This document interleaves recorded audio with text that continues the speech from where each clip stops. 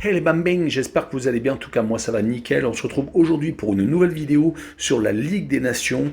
On va analyser deux rencontres, le match pour la troisième place, l'Italie contre la Belgique et la finale de la Ligue des Nations entre la France et l'Espagne.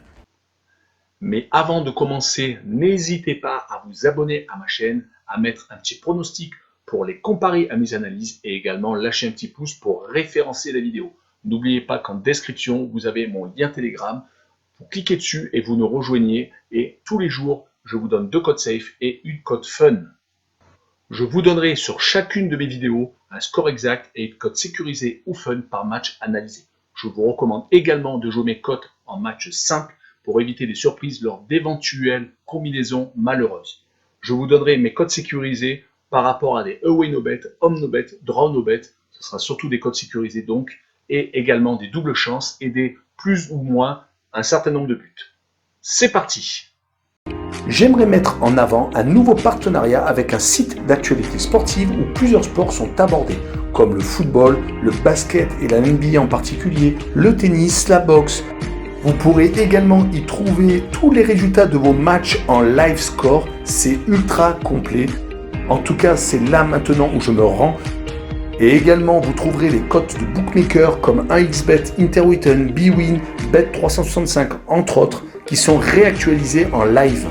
Franchement, allez-y, surtout que le site est en train de se lancer. Il y a également une boutique qui est présente où vous pouvez acheter des équipements sportifs et il y aura bientôt une billetterie qui sera en place où vous pourrez acheter, vendre, voire échanger des places, que ce soit de concerts ou de matchs. Et bientôt sera mis en place un jeu concours où vous pourrez gagner le maillot de votre équipe favorite, peut-être le billet du match de foot de votre équipe favorite, et également un code promo pour une grande enseigne de vêtements de sport. En tout cas, n'hésitez pas à aller en description, vous avez le lien de ce site qui s'appelle Passion Sportive et n'hésitez pas à y aller. Et avant d'attaquer l'analyse des deux matchs que je vous propose dans cette vidéo, je vais analyser avec vous les résultats que j'ai eu le 8 octobre dans les qualifications côté Afrique et côté Europe pour la Coupe du Monde 2022. J'ai particulièrement eu de la réussite dans mes pronostics. En tout cas, je vais faire le détail. En Afrique, sur 6 matchs, j'en ai trouvé 5. Dans les codes sécurisés, sur les 6 codes sécurisés proposés, j'en ai trouvé 4.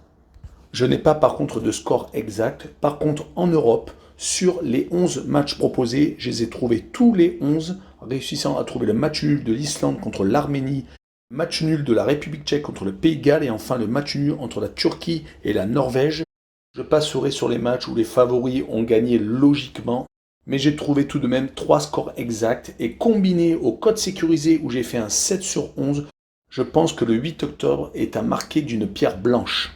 Attaquons par le match de la troisième place, l'Italie qui rencontre la Belgique. Les Italiens viennent malheureusement de perdre leur invincibilité. Ça faisait 37 matchs qu'ils n'avaient pas perdu. Ils viennent de tomber à domicile contre l'Espagne. Ils ont été rapidement réduits à 10 lors des demi-finales. Les Espagnols ont su largement en profiter, menant 2-0. Les Italiens ont réduit l'écart en fin de match, mais finalement, donc, les champions d'Europe se sont inclinés et laissant donc leur place en finale aux Espagnols. Cette défaite souffre donc d'aucune contestation, les Italiens vont essayer de se rattraper, mais lorsqu'on regarde un peu plus profondément dans les résultats italiens, dès qu'ils jouent contre une équipe de leur niveau ou qui leur est légèrement supérieure dans le jeu, ils ont tendance à faire match nul. À l'Euro, ils ont profité des prolongations et des pénaltys pour pouvoir gagner le titre de champion d'Europe.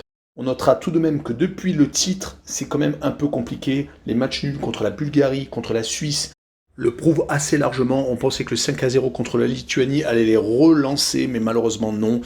Ils vont essayer de jouer les places d'honneur contre la Belgique, qui de son côté est tombé de haut avec cette défaite contre la France. À la mi-temps, ils menaient 2-0 en jouant assez facilement. Ils étaient au-dessus du lot, mais malheureusement en deuxième mi-temps, ils ont été pressés et ils n'ont pas résisté. Leur défense a lâché. Il faut tout de même dire que ça ne s'est joué à rien. À un but refusé par la VAR avec un hors-jeu de très peu de Lukaku, l'attaquant belge a vraiment été encore un poison. Ça a été, je pense, le seul joueur belge au niveau où on l'attend, marquant une nouvelle fois un but tout en puissance et étant à 2 doigts donc d'en mettre un deuxième encore plus décisif. Mais une fois de plus, les Belges ont déçu, ils auraient pu gagner un titre, certes de complaisance, mais pour la génération dorée, ça commence à faire beaucoup à chaque fois des éliminations en demi-finale. Mais peut-être que la prochaine Coupe du Monde sera sans doute la bonne. Mais je vois actuellement plus de certitude dans le jeu belge que dans le jeu italien.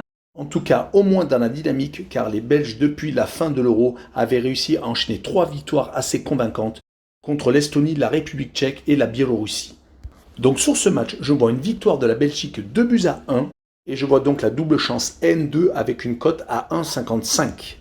Passons à la finale de la Ligue des Nations, l'Espagne contre la France. Les Espagnols ont largement dominé leur confrontation contre les Italiens.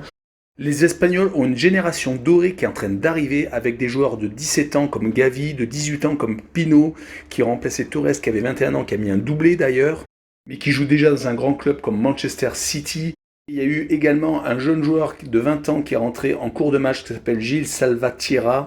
En tout cas, la relève est assurée et les Espagnols ont montré par leurs résultats qu'ils sont en train de redevenir une place forte du football européen.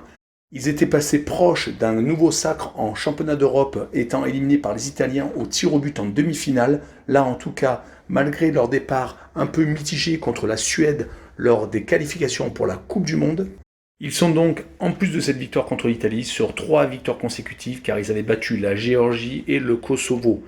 Ils vont donc rencontrer la France qui a renversé les Belges en deuxième mi-temps, ayant eu une discussion yeux dans les yeux à la mi-temps dans le vestiaire, avec un Deschamps toujours égal à lui-même qui est la défaite. En tout cas, ça s'est vu, il y a eu un pressing de tous les instants des joueurs de l'équipe de France, avec encore un Benzema qui marque le premier but de façon une fois de plus inspirée. Griezmann a été un peu moins en vue mais a tout de même réussi à obtenir le pénalty de l'égalisation.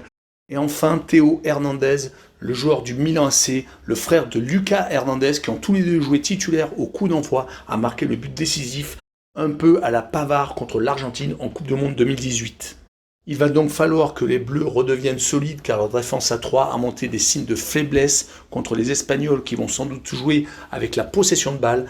On notera, et c'est très important, l'absence de Rabiot qui a été testé positif au Covid. Il va sans doute être remplacé par Tchouaméni qui a fait une belle rentrée. Sur ce match-là, je vois un but partout, je vois le match aller en prolongation. Et je vois le away no bet avec le match nul remboursé 6 victoires de la France, une cote à 1,77. Voilà, on en a fini avec cette vidéo sur la Ligue des Nations. N'hésitez pas à venir nous rejoindre en description, vous avez le lien Telegram. Vous cliquez dessus, vous avez tous les jours des codes safe et une cote fun. Et surtout, allez sur le site d'actualité sportive Passion Sportive. Et surtout, abonnez-vous. Ciao le bang bang!